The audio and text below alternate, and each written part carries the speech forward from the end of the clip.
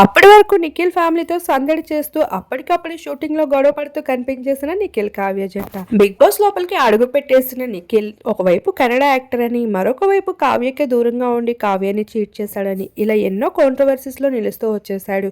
కావ్యకి దగ్గరగా ఉన్న నిఖిల్ హౌస్ లోపలికి వచ్చి అక్కడ సోనియా యశ్మినులతో రిలేషన్ నడుపుతున్నాడు అంటూ నెగిటివిటీతో అయితే నిండిపోయాడు. ఆఖరికి గెలుస్తాడో లేదో కూడా ఒక క్లారిటీ లేకుండా పోయింది.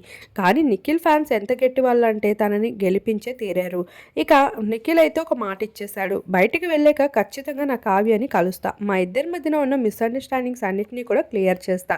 తను లేని లైఫ్ నాకొద్దు అంటూ లైవ్లోనే చెప్తూ బాధపడుతూ కనిపించాడు.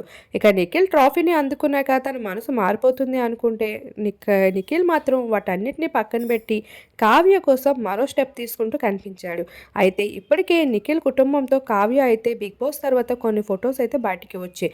ఇక ఏమైందో ఏమో కానీ చిన్ని సీరియల్లో బిజీగా కనిపించేస్తున్న కావ్య షూటింగ్ సెట్కి వెళ్ళి నిఖిల్ అయితే కడిగి పారేస్తూ కనిపిస్తున్నాడు.